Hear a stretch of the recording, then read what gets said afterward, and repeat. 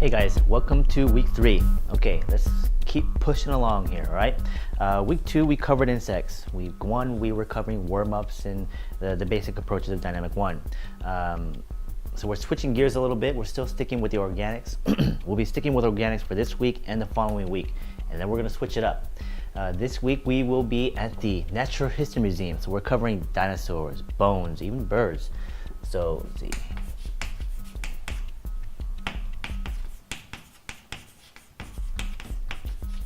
If you can find the local museum, that would be ideal. So please research a little bit on all this stuff. Hopefully you guys have kind of prepped already. If you guys have issues about it, let me know ahead of time. The Natural History Museum, you should be able to find one locally at a bigger city. We'll have just a collection of stuff, and even if it's not dinosaurs, that's okay. You don't have to worry about it. If we can find a place that carries bone structure displays, and it could be, mammals. It could be modern day animals. Preferably, I would prefer, prehistoric creatures like dinosaurs, because they're just a lot more fun to draw. But even just modern day animals like birds and, lions and elephants, all that kind of stuff you can find, that would be great.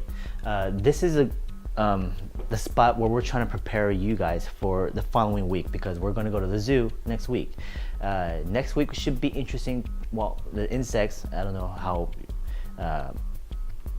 the connection between insects and animals really isn't too close. I wanted to lead into that from the arboretum into the insects, and then go switch up into bones of animals. That way, when we get to the zoo, we'll have a better understanding of just underlying structure and anatomy. And that's what this week is more about, is just proportion study, underlying structure, okay? When we're going to the Natural History Museum or drawing skeletal structures, we're still sticking with the basic 5 forms. And the one shape that really sticks out to me will be the ellipse and even the cylinder. If you look at a bone, bones are actually very, very organic and have a lot of shapes and bumps and all that kind of stuff to them. We still have to learn how to simplify even these kinds of forms.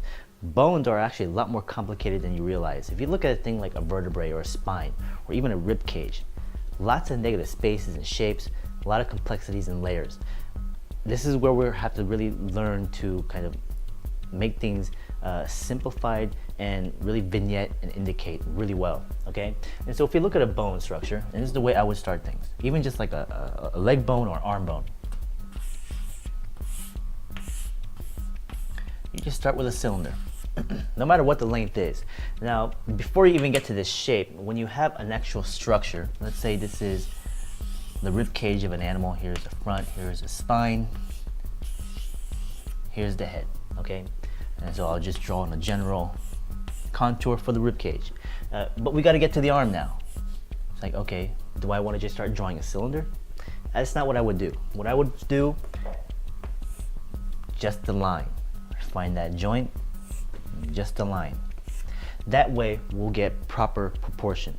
Even with the spine, just the line, because we want to get length and proportion correct. And this is what can be really important for this week, is proportion, okay? If we can't get the proportion of the arms correct, if it's too short, way too long, we're not going to be able to make them look right. We can fudge things a little bit with insects and definitely with the plants, but once we start getting into things like animals in the zoo next week, and our proportion is off by even just a little bit, there's not going to be no reason to finish that sketch because you've already messed it up. So just drop it and move on. Even here for this week in particular, make sure your accuracy and proportion is spot on before you even just start to get into things like line weights, shadows, and textures, okay? For this particular week, I just mentioned things like textures and shadows. That's all secondary. Keep that into the background. Only apply it if you know where you need to use it. Shapes, simple drawings is still crucial, okay? So this could have just been a line. We have bone-like shapes at the end of it, something organic. And add in your contours if you want to. And then now we can start to break the shape, because the bone is an organic form.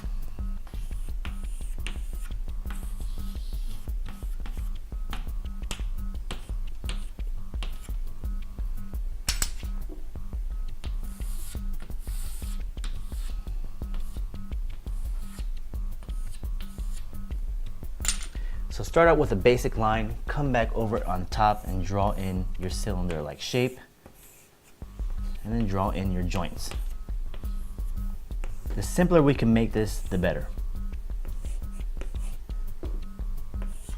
Speaking of simplicity and going back to our rib cage, this is actually where a lot of people will run into problems, is the complexity of the rib cage. And if you look at an animal or any creature and its rib cage, I will start with just a basic shape like this. This is our center line of where our spine is. And so the rib cage is going in this direction. And so I'll indicate it, our ribs, just like that, with just the shape. Okay? You don't want to go in there, have your general shape, and spend the whole time trying to figure out and count out every single little rib that's on there. It's a waste of time, and you're gonna find that the accuracy of it, you're just not gonna be able to get it 100%. Okay, so make it easier for yourself by just indicating those ribs. Maybe you just indicate the first 2 or 3 ribs in front of it, and the rest of them are just a basic contour. So that could be, you know, where you focus in on the joint and how it connects with the spine. And then the rest of it is just a contour, okay? The other side of the rib is just as important because it's going in a different direction. Now, when you look at ribs in particular, and be very observant of the bones you're looking at, a lot of ribs do this. Here's from a side profile view, here's your vertebrae, your spine. Your ribs are coming down. Here's the overall shape, but if you look at a rib cage, there's a break in it. And so the rib, where it connects to the spine, will come down and actually have a joint. We humans have this as well. There's a section of a rib cage where it breaks. Why it does this is because we want compression in the rib cage. And so be observant of little things like that that are in bone structures, of how things twist, how they connect, how they have seams. Even in skulls, you'll have a lot of different little seams and negative spaces in them. And they're very complex, so we just gotta be able to make them really simplistic. So even if we look at a dinosaur bone or skull like a Triceratops,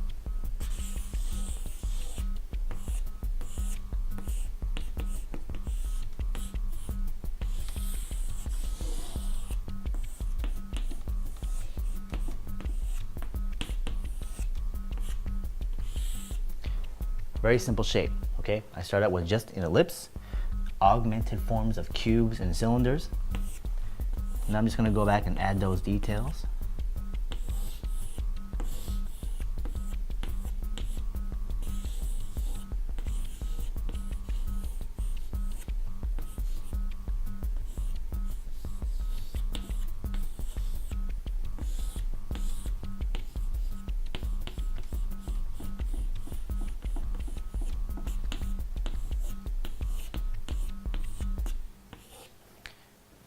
And just keep layering so forth. But I started out with just this shape. Okay? When you get on location, step far back. The closer you get, the more detail that's going to be in front of you and the more intimidated you'll be. And so take things slow, start with just basic lines, construct slowly with shape, indicate as much as you can, okay? Start with side profile views, work your way to a 3/4, and then some details. The homework for this week will be from on location, but of course we have another redesign due. And so every week we have a redesign. This week would be with bone structures and animals and creatures you want to design. And so this week and next week could actually be connected. You can design an animal with a bone structure this week and then flesh it out the following week for the zoo. Or you can just create 2 separate animals. But for this week, we're concentrating on the structures of the bones. And so whatever animal you want to design, concentrate more on what the skeletal structure is going to be like. And we'll go from there, okay? All right, thanks you guys.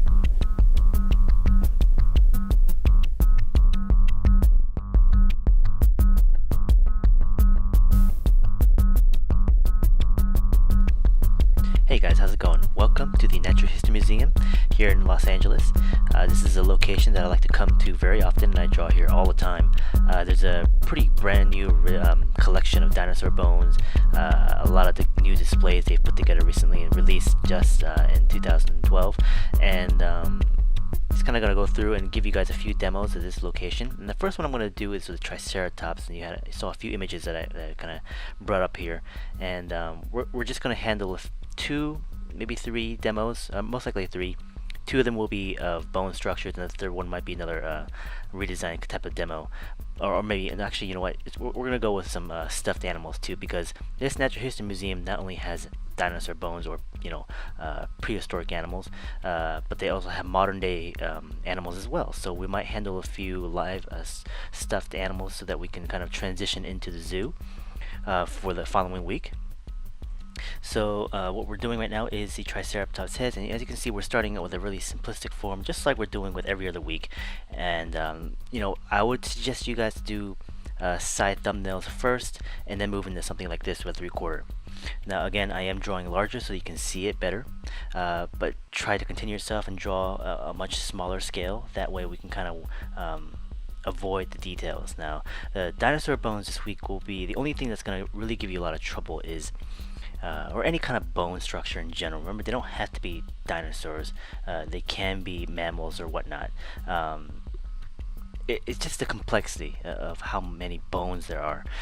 If you look at vertebrae and rib cages, we have numerous amounts of bones going in many different directions, and they can seem very chaotic at times, even though each individual section of, let's say, a vertebrae or a rib looks the same. Still, the shapes are very extreme, and there's a lot of ins and outs and valleys and such. And so this will require a lot of control and streamlining of shapes. We're gonna have to really make a lot of design decisions of like what to leave out, what to keep in. And so last week with the insects, we had objects that were organic, but at the same time could be approached in a very mechanical way. But here we're going straight out organic. These bone structures, not a lot of them have straight lines, but I think that's where you're gonna have to kind of step in and do that, where if you keep things a little bit too organic, I think it makes it feel a little too squiggly, I guess. So giving a little bit of structure will help quite a bit. And so throw in some straights, throw in some geometric shapes or whatnot. Make it easier for you to draw. That way the interpretation will feel a lot more accurate, and so the proportions and everything will fit better. So I started out with the marker, simple shapes, built everything out, made those kinds of decisions of what proportions and how the shapes are going to fit together, and then from here, I'm going over with the pen, reinforcing a lot of the shapes that I drew and redrawing them. And so that's another issue, is like, okay, start with the marker, and just like always, just redraw all the shapes that you have. With much like the insects that we did prior with the bones, I like to give them a perspective kind of ground plane. So that's like the box of where the feet meet the ground. This can give you a nice general perspective of connecting the front legs to the back legs, and also being able to place an area for your cast shadow.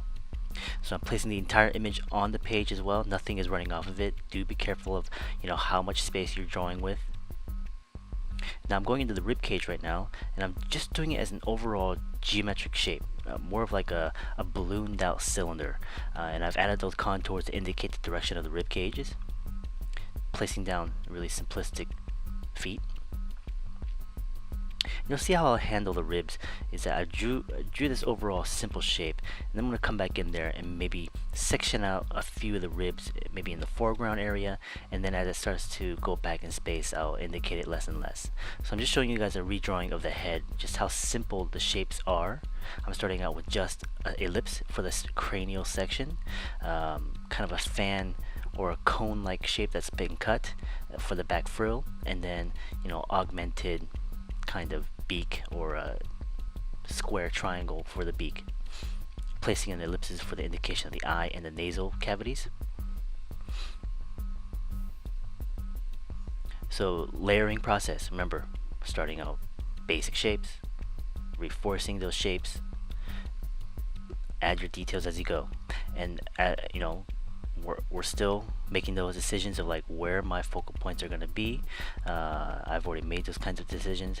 Now a good trick to kind of pull, not really a trick but more of an observation I guess, with the bones is, even though we're drawing with really simplistic shapes like this, to me the big thing about with animals, or even with the bones, and once we get into the flesh of the muscle and the skin, is the blends from the limbs to the body, to the neck to the body, to from the eye. Everything blends together with the wrinkle of a skin or the curvature of a bone. And so those kinds of blends, I want you guys to be really keen and be observant of how things are blending together. So if you look at those horns and where the eye cavity is, you see how that horn just kind of blends back into the frill. It doesn't just cut in.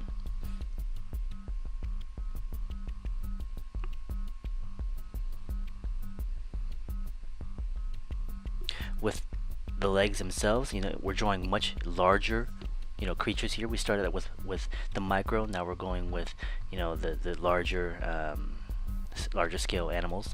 With the insects, when we're drawing the legs, I still just used a basic line to get length and proportion. I would do the same thing, and I do the same thing for the legs of an animal. I'll draw a line first. Let's say for the skeletal bone structure, just draw a line, draw your cylinder on top of that, and then come back and find those blends. So as you see, I'm hitting with those vertebrae and the ribs, still just indicating the sections of them. I'm not counting them out. Now, just keep in mind of how much detail you're putting this, your stuff into this, because we can't spend too much time. I don't want you guys sitting there for, half an hour to an hour drawing this one thing. So move around as much as possible. This is our first on location. With the insects, we're, kind of in-house drawing from pieces that I own personally. And of course, for you guys, it might be a case where this might be your second outing. Your first outing might have been your insects, where you're going out to a zoo, or again, you're going to the Natural History Museum. So this might be your second visit. And if it is, hopefully, maybe if you observed a few of the structures, you're getting a little bit more familiar with them. And that's the thing. The more familiar you are with these shapes, the easier it will be for you to draw. So let's say your first time drawing this Triceratops, I'm sure it's going to be very, very complex, trying to get those proportions, and just the amount of detail in the bone structure themselves are going to be hard to really capture at first. But the more you do it, the more you understand those shapes, you'll get much better at it.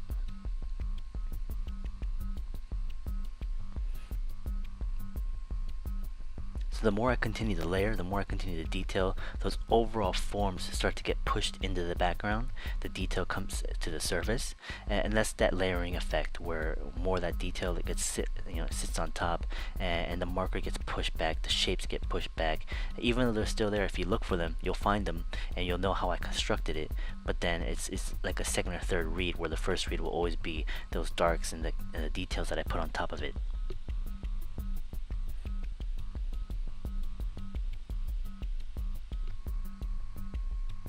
So now I'm going to start going into the darker values using my basic crosshatch. I'm not using any kind of interesting texture, more just crosshatching, because I'm going into the shadow area, not really indicating what the surface of the texture is. It's very bony, obviously a hard surface, rock-like texture, because that's what they are. It's just bone. Well, not bone, but it used to be bone. But when they're under that much pressure in the earth, and you have millions of years of kind of fossilizing, what it is just rock that's left over. The organic material gets eaten away, and the rock is what takes its place. Now this particular Triceratops, if you look at the front, if you look at it from face front, it's very squished, very thin. A lot of this has to do with what I just said about the pressure. So when an animal dies and gets buried under feet of miles of rock and dirt and mud, it creates that pressure and presses down on the bones and flattens them out generally. And so when you dig up dinosaur bones, you have these giant slates, and you have the dinosaur in a position that's dead. So if you were to dig them out, these bones would be all crushed down. So a lot of these displays that are up actually probably don't represent exactly what those bones would have looked like when they were living. A lot of them were probably a lot more fuller, like I'm saying here. It looks very thin, where I'm sure the skull would have been filled out much thicker. But yeah, that's the reason. What you'll see with a lot of the bones from prehistoric times with dinosaurs is that a lot of the bone structures, especially the skulls, kind of collapse and get flattened out.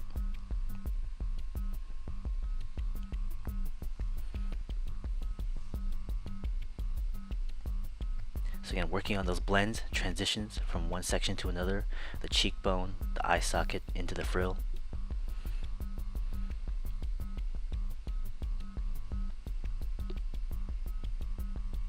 This particular dinosaur is very famous. I'm sure a lot of you guys know it. Its shapes, very distinct frill, the three horns. One of my favorites when I was growing up as a kid, for sure. And this is one of the things I actually, kind of wanted to do when I was growing up. From the age of 5, I was drawing, and I wanted to be a paleontologist. So I wanted to dig up bones like this stuff here and draw them, just like I'm doing now, and study these creatures. So not much has changed in the last 25 years.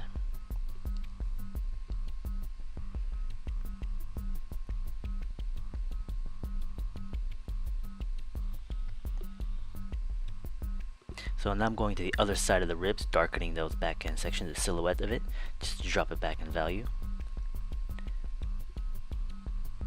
Still putting all my concentration up in the foreground area of the head and the front ribs.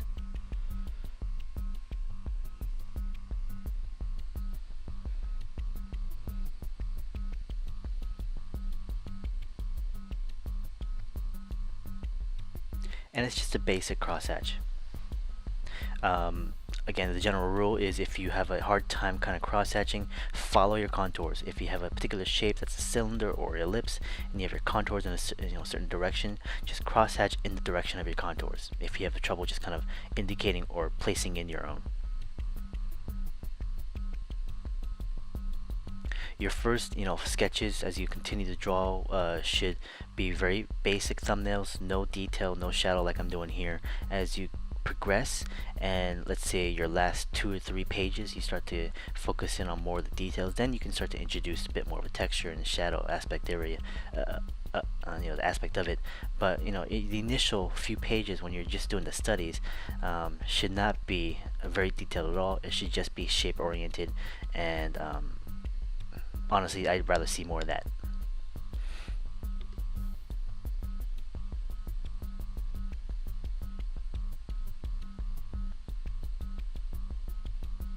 So pretty much if you watch this demo again, the very first step, that marker sketch, and then the refinement of pen on top of that, basically would be a thumbnail at a large scale, of course, what I'm drawing at. But if you were drawing at your scale, that's pretty much to the degree of detail that I would be looking for a small little thumbnail sketch.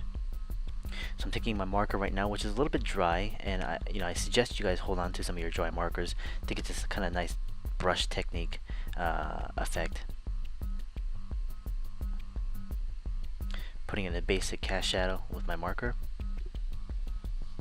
Now we're going to start to hit some of those highlights.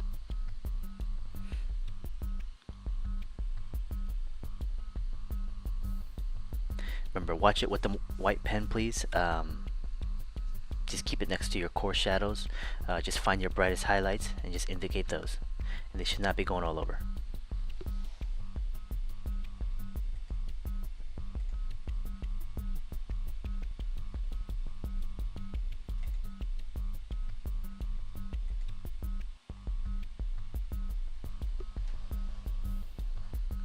Okay, this one is almost done.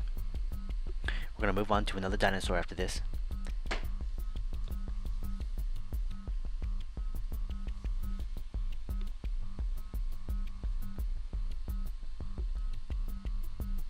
As you can see, very distinct shapes, a lot of little cracks and crevices, a lot of ins and out valleys. You can see those, a lot of transitions, but we just got to simplify all that, smooth out the surfaces, smooth out those shapes, make it easy for you to draw.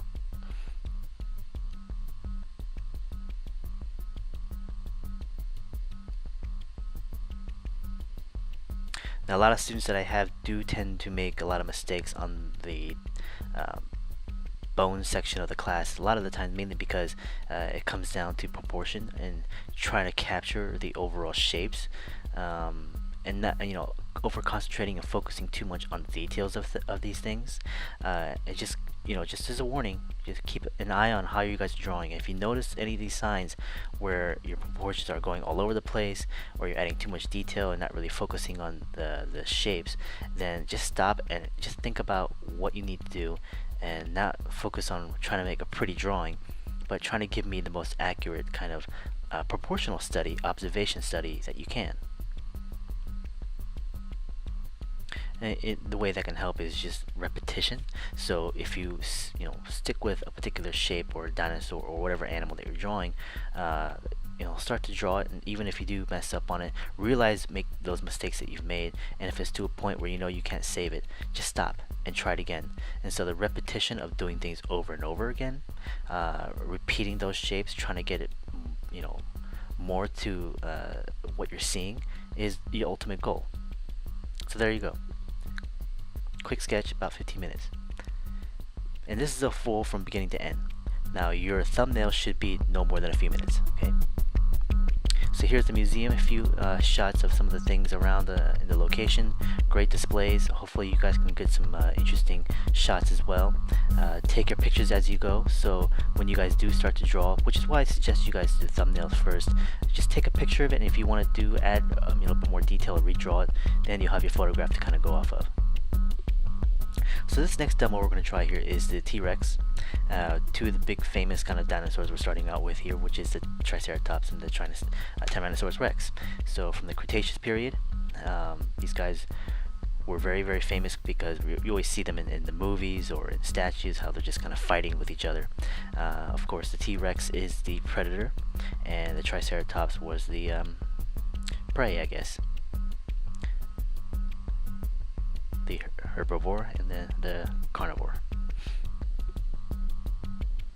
As you can see, we're starting out with still really simplistic shapes. So just gonna observe this, what the initial steps that I'm doing here with it's simple shapes, really basic line. And notice I'm not using a marker right now, just a pen. This should be your thumbnail to a smaller degree, which is about 2-3 inches big. And when I stop the overall shapes, I'll tell you that's how far you should take something.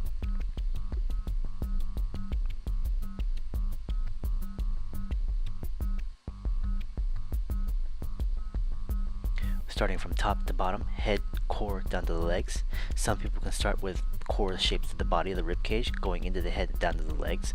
That a lot of the time is preference and also just mileage and experience of like what you prefer.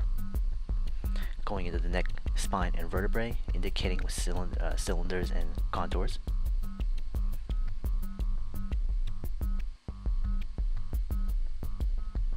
And make those adjustments as you go. And as you can see, I thought the head was a little bit too small, so I'm going to make my adjustment and make it bigger.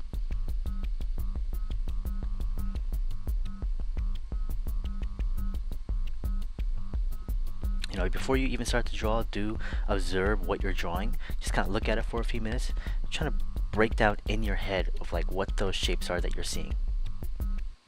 Create a general game plan for yourself, that way you don't have to sit there and overly think it while you're drawing.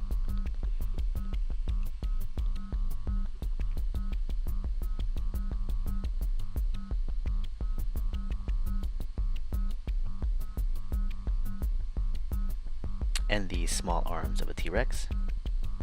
Quite puny, but still actually very powerful and muscled.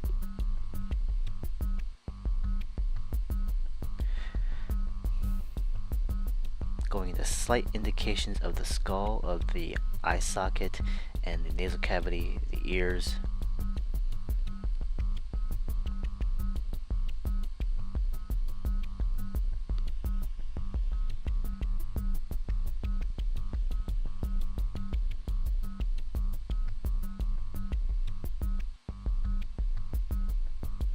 So pretty much right about here is what I would consider a thumbnail.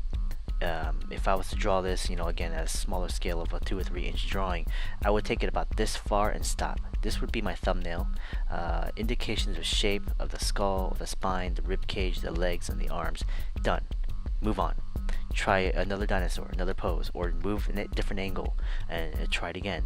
That way also, if you have a smaller drawing, you have more space on your paper to draw the same animal from different angles, and just getting used to those shapes.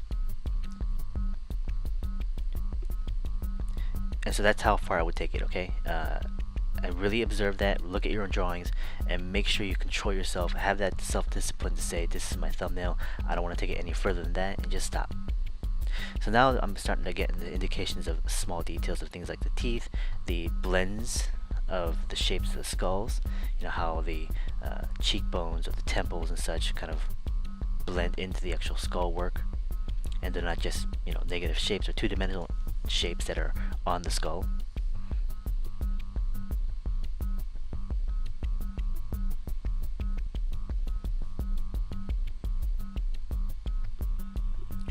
the vertebrae, the spine. As you can see, a really simple indication. I'm not counting those out. It's an indication. It's just a translation of what I'm seeing.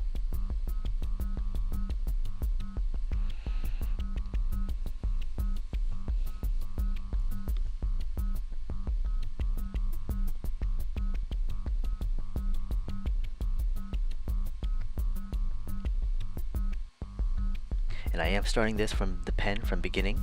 Something like this, I would suggest you guys to do marker drawings first.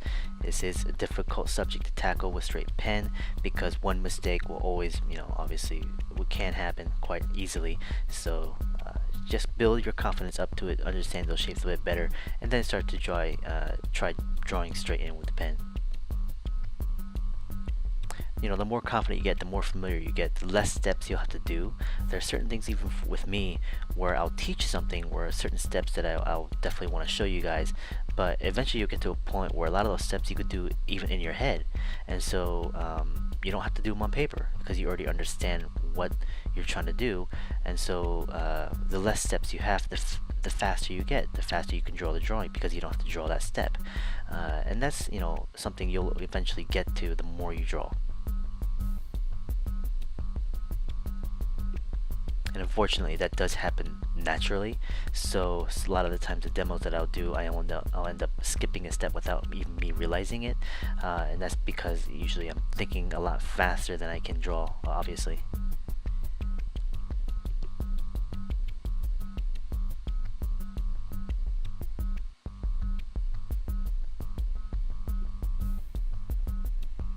Still kind of concentrating on the head, but I'll continue to move around and go throughout the entire skeletal structure. So again, slight indications of the top of the vertebrae, slight indications of the small little ribs on the neck area. Highly complex, a lot of detail, but still, we gotta learn how to just keep things really simple. And the only way you're gonna know how to keep things simple is if you just try it and reinterpret it several times.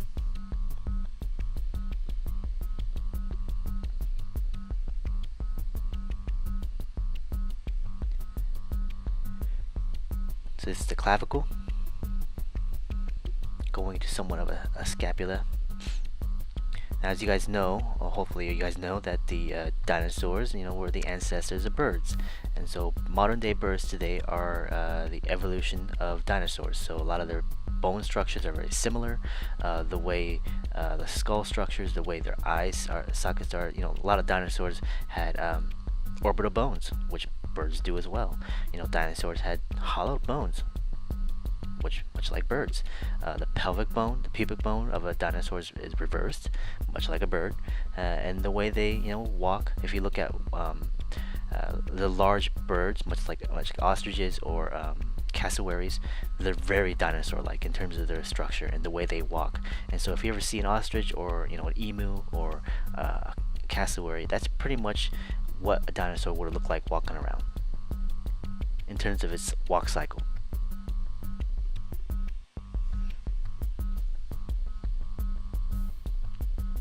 Now the T-Rex had pretty poor eyesight. It couldn't see very far from the studies of the eye sockets and also the brain cavity. But the largest organ it had in its skull was of course its nasal cavity, is the olfactory zone, where it could smell. So the T-Rex could definitely hunt through smell mostly. It was which kind of indicated that it might have been a scavenger more than a hunter, and so it would wait for dead prey. They could sniff it out and smell it and go after it. But that's again all theory.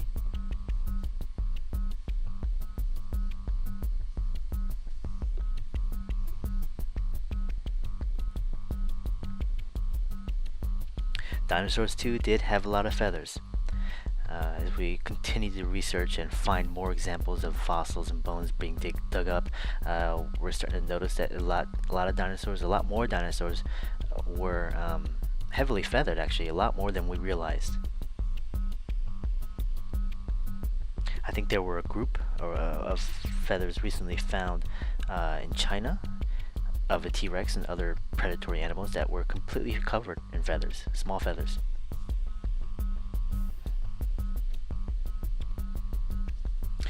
Right now I've kind of overly finished the overall sketch of the blends of the bones and refining those shapes. Now I'm just starting to indicate those darks and grouping those values together. So when you guys do start to go into some of your darks, your shadows, core shadows, and cast shadows, really pick and choose what you want to indicate in shadow. Don't do it through the entire sketch. Really control your focal points and just group your values together. Basically 3 tiers of values were always good. The whites, highlights, the medium, which could be the paper, and the darks, which are the darkest dark of your pen, which is the shadow areas.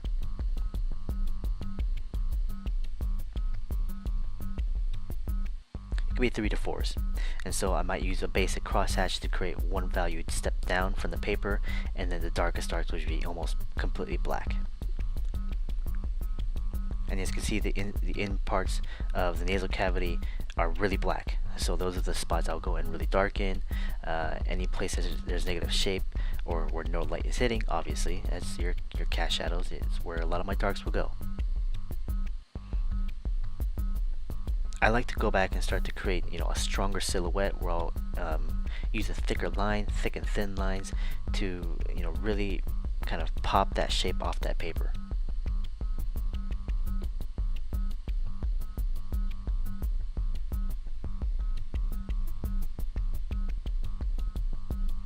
Very complex creature.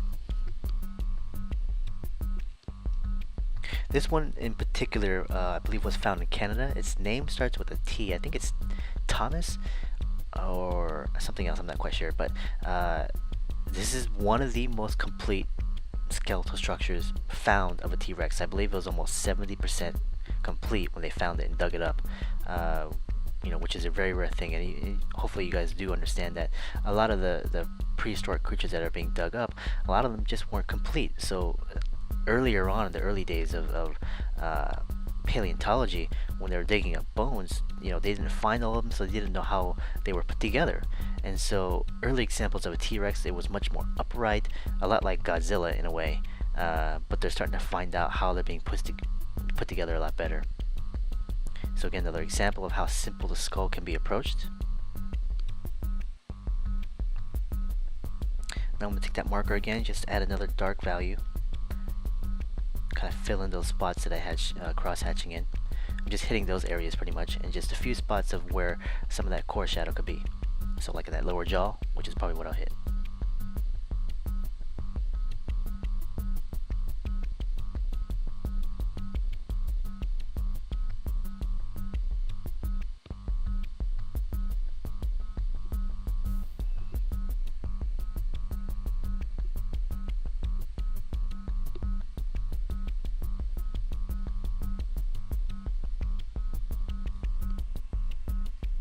A lot of times I like to indicate a lot of the shadow throughout the entire sketch, but the focal point still is the higher contrast of the pen.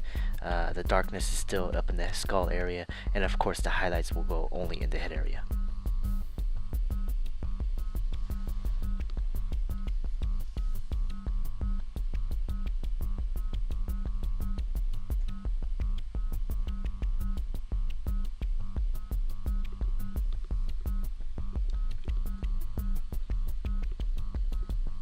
White is not a necessary tool. It's only used for highlights.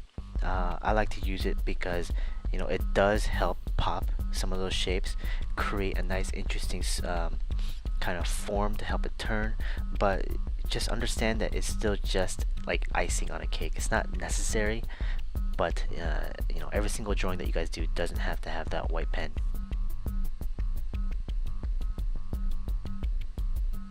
And just because I use it a lot doesn't mean you have to. I would rather you guys concentrate more on just what the shapes are and the line quality of certain things.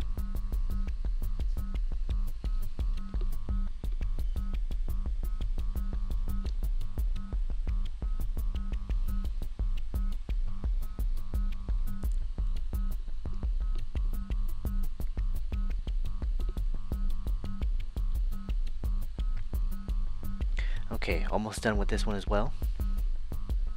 I hit a few more spots.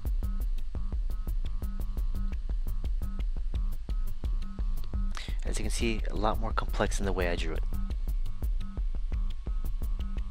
just interpretation.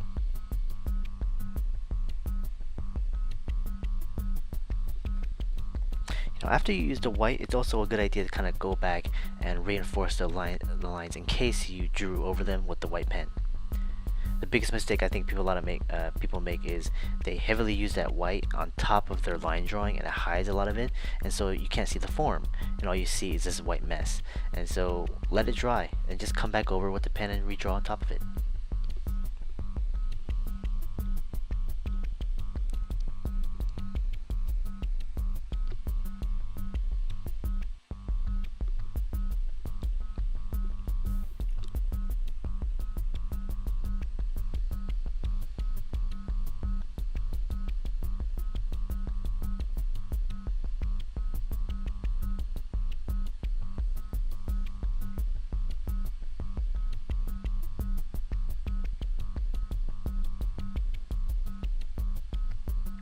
Okay, there you go.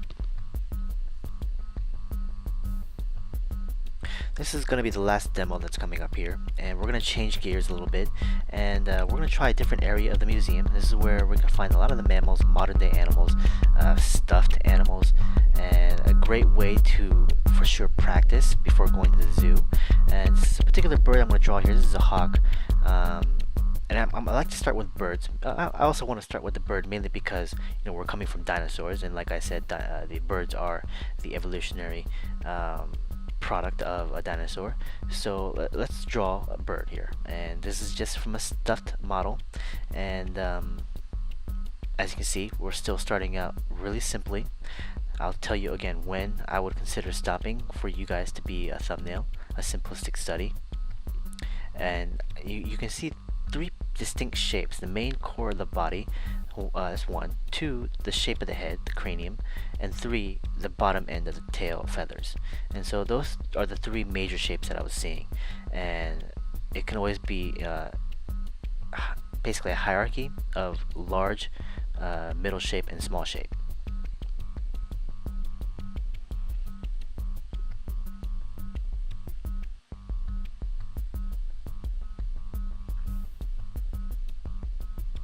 Just going back over those shapes that I had, connecting them, finding those blends.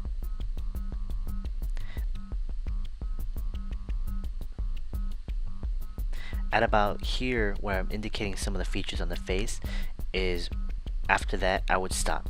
This would be a thumbnail.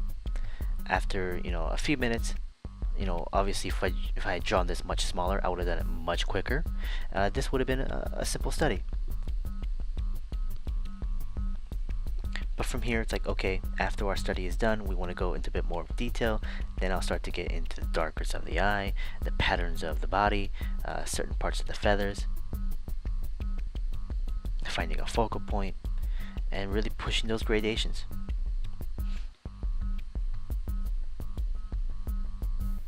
It's a beautiful bird. Very distinct patterning, nice little crest, and lots of color too. So as you guys continue to draw, please call out, add notes, much like we did with the insects. Just kind of describe what you're seeing, describe the colors, describe the texture, whatever. Just kind of information that you can always use later on.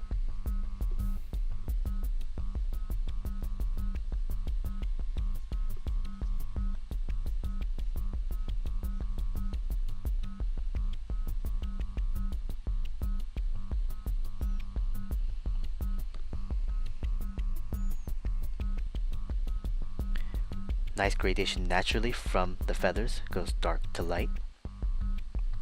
And we have distinct white stark feathers on the breast of the bird.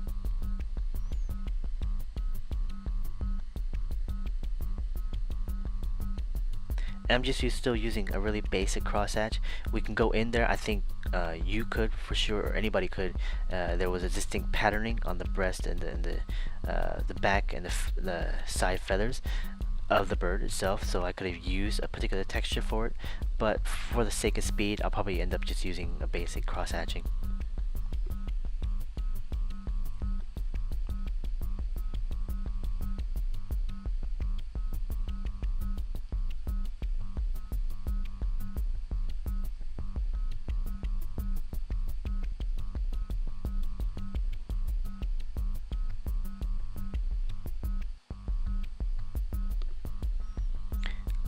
putting a lot of my detail into the head area. Now the personality of an animal comes from the eyes, and so a lot of the times, and I'll focus a lot on this for the zoo next week, but just to take note of it now, the eyes should have a lot more personality than when you guys draw it. And a lot of times people just draw a dot with a highlight on it, and that's not exactly what's happening with the eyeball. So we'll get into that a bit more.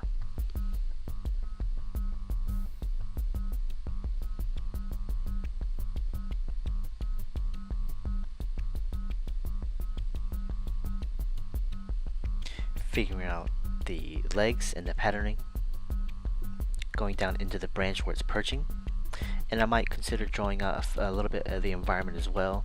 As you guys continue to draw and you start drawing the subject in front of you, expand your drawings as you get more and more confident. The subject should be maybe set in the environment, or you have other objects that are in front of it, behind it. You do a group shot of not just one animal, maybe that's a group of animals. And as we push into the mechanical side of it, definitely the inclusion of the environment will help quite a bit to give it a sense of scale and whatnot.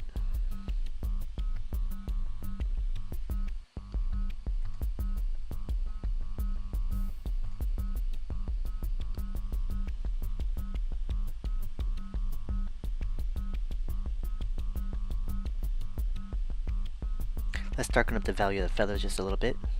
It was nice darks blacks, but I still want to gradate, even though from the middle of the chest all the way down to the back end of the feathers it's completely black, but still even then I want to show gradation and a focal point, and I'm not going to fill that entire thing just black.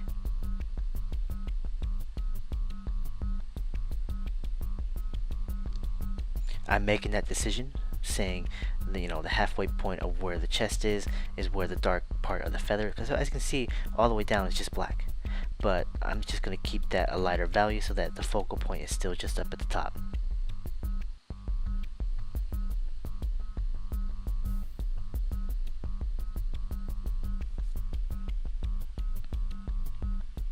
The lower ends of the tail feathers, I might not even really come back too hard on that.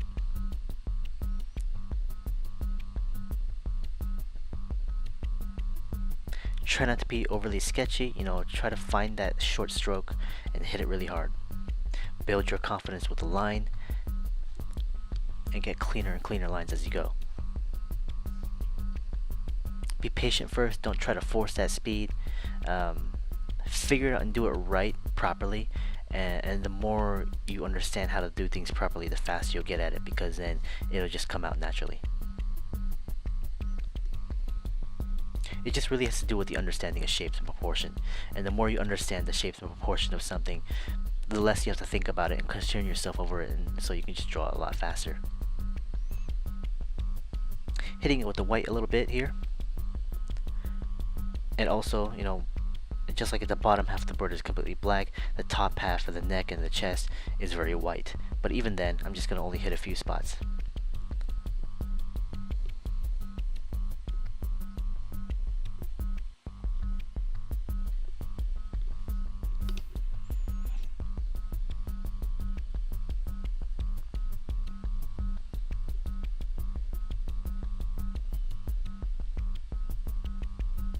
Okay, a few more minutes on this one and we should finish it off. So the homework for this week would be 6 pages of skeletal structures. If you have animals, modern day animals that are on display of stuffed, you can also tackle a few of those.